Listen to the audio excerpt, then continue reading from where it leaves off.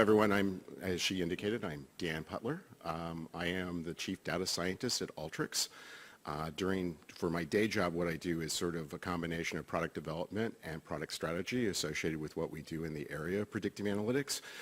And what I'm going to talk about is something completely different. So there's a little bit of Alteryx discussion, but very little in this particular talk.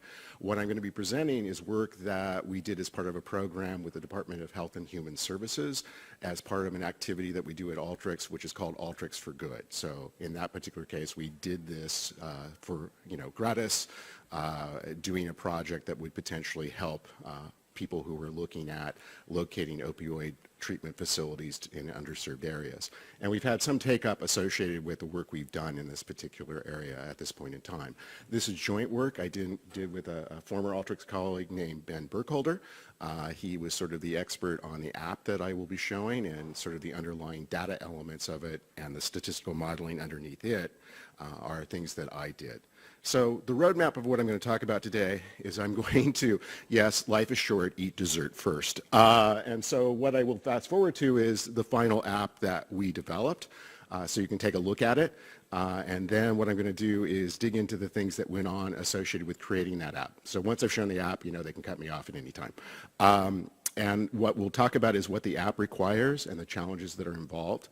It turns out a critical element of what we're looking at here when we look at locating opioid treatment centers in underserved areas is trying to get an idea of how many people either abuse or are dependent upon opioids. And it turns out that data is not readily available. So what we do is a three-step approach to begin to come up with estimates of that. And I'll talk about that three-step approach as we go into it, in addition with sort of validating the approach given the closest data I can get that's related to it, which I'll talk about a little bit later. And then finally, I'll talk a little bit about the evolutionary algorithm that we use for locating new centers, given the location of existing opioid treatment facilities, along with where do we think people who use and abuse opioids are located. So those are the things that we'll be looking at today. So I'm going to talk, like I said, start with the app. If you want to look at it yourself, here's the web address to get to the Alteryx Analytics Gallery.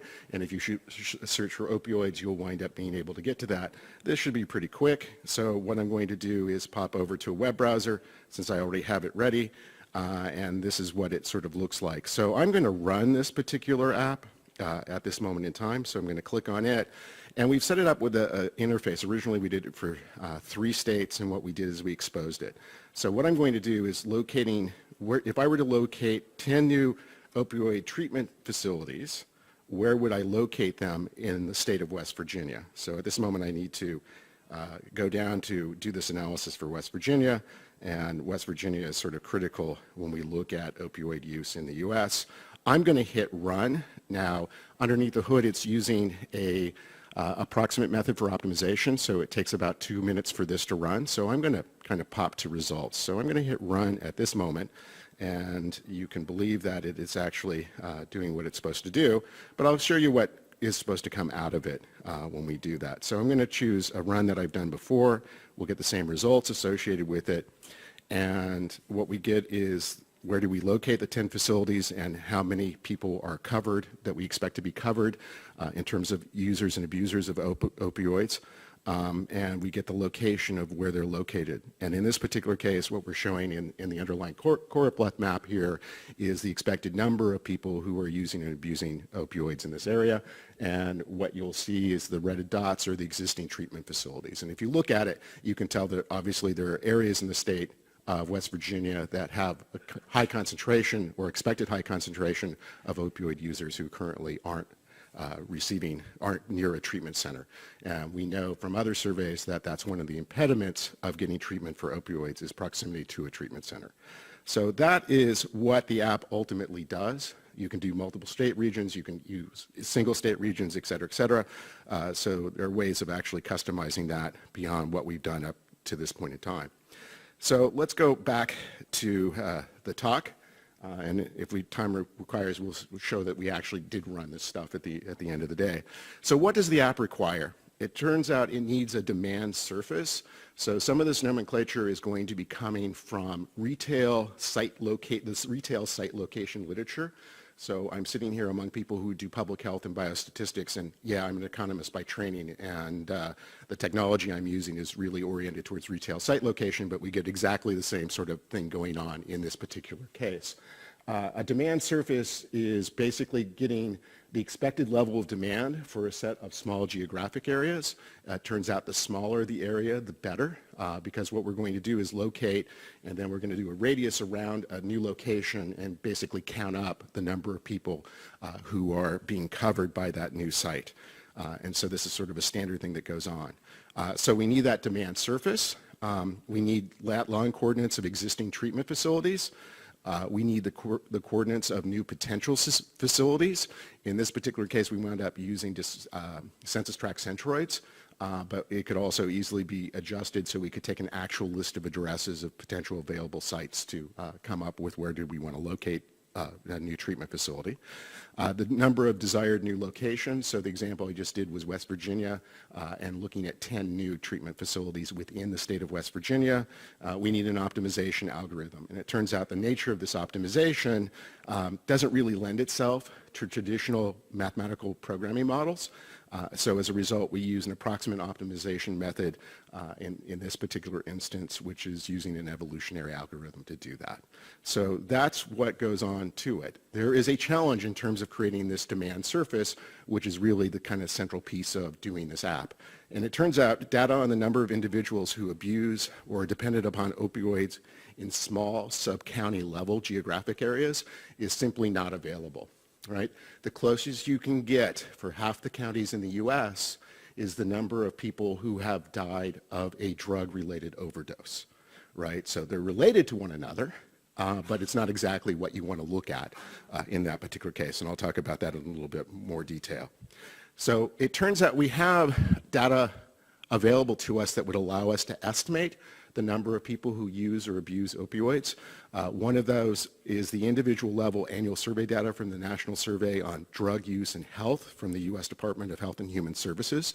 This is a large survey, typically about 50,000 respondents a year. They've done a bunch of stuff to use all the tricks of sample survey research to get people to answer honestly. All said and done, about 1% of the people in the survey do use or abuse opioids in the way that we're interested about or dependent and abuse opioids. And it does result in the fact that we're then going to have an unbalanced target variable for the analysis that we're going to do, but we seem to do a pretty good job getting around that problem. What we also have is census tract level demographic and socioeconomic data from the American Community Survey, in this case the 5-year summary data. And we also have, we'll take advantage of the public use microdata sample, also from the American Community Survey 5-year sample, and I'll talk about how we take advantage of that in just a moment. So, in terms of predicting opioid abusers, what we have is a couple maintained hypotheses associated with it, and we'll kind of look at sort of the validity of those maintained hypotheses a little bit later. The critical one is that socioeconomic and demographic factors can be used to predict the probability that an adult is dependent on or uses or abuses opioids. Right? I'm a social scientist, so the answer to that question to me is yes. And we'll talk about whether or not that's true a little bit later.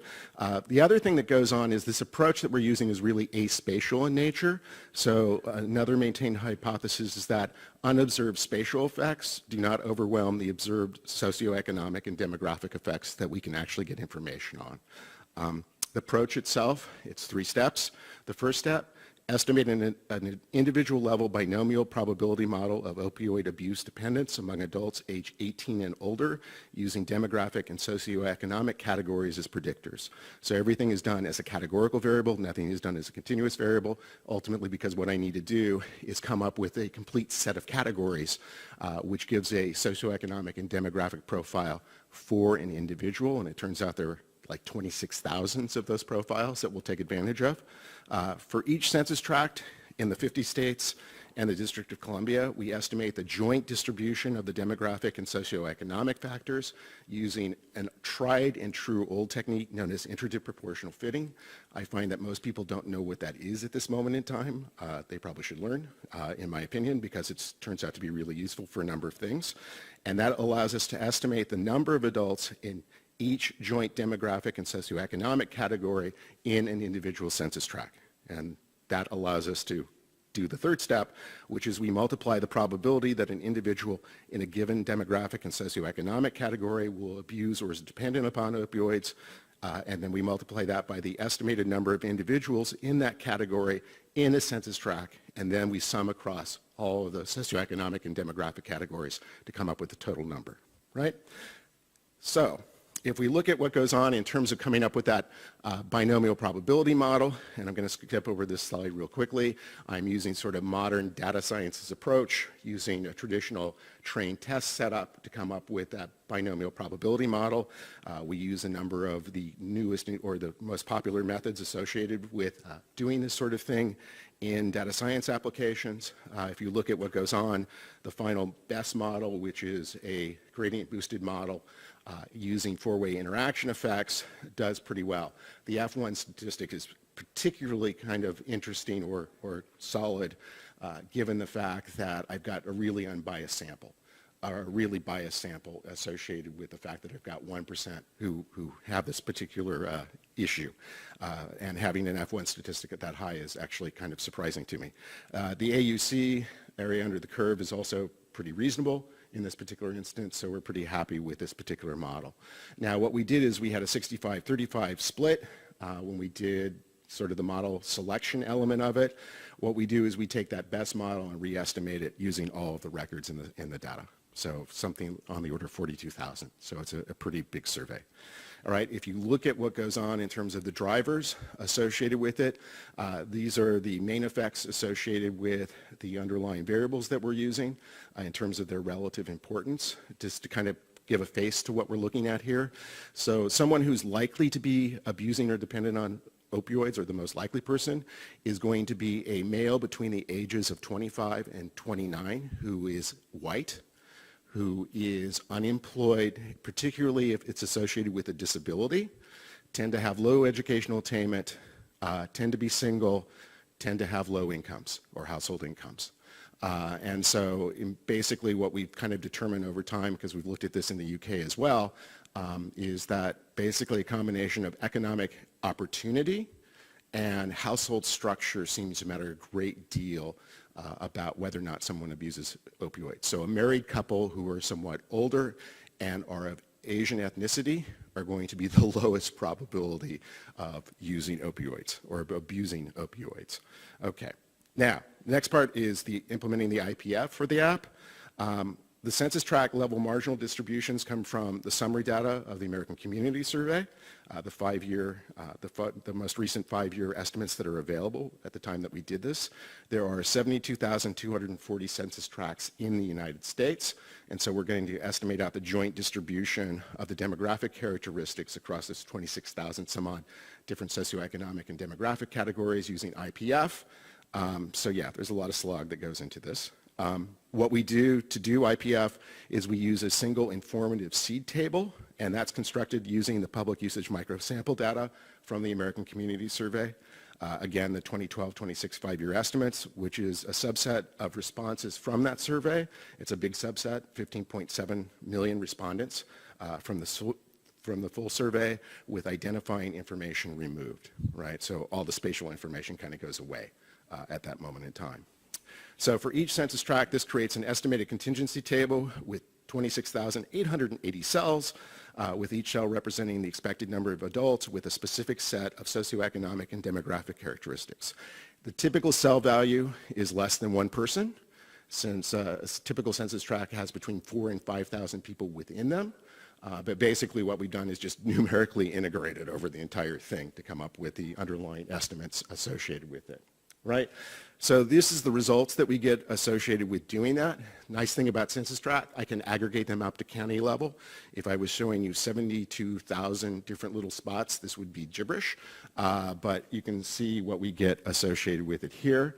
There are certain things to notice. If you look basically towards the east of the United States, and basically the center part of it, welcome to Appalachia. And so what you see is really extreme products, basically involving opioids all up and down the Appalachian chain. You begin to see it again in some areas of the Deep South, including the Florida Panhandle, and you also begin to see it show up again in the Intermountain West and the Cascades. Right? Here are two different states that we're looking at in this particular case. What we find is on the left is California, where I'm located, and what you'll notice is that the light areas turn out to be the San Francisco Bay Area and the the greater Los Angeles area. So we're looking at basically you have lower, in well-developed urban areas, you have less problems associated with it.